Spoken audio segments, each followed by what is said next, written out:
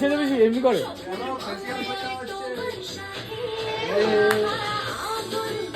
বরের বাবা, বরের মা, বরের দাদা। Hello hello hello. এতবার হ্যালো বলার পর এই হলো তথ্য সাজানো শুরু হবে। এখন বাজে কটা? 6:51 বাজে।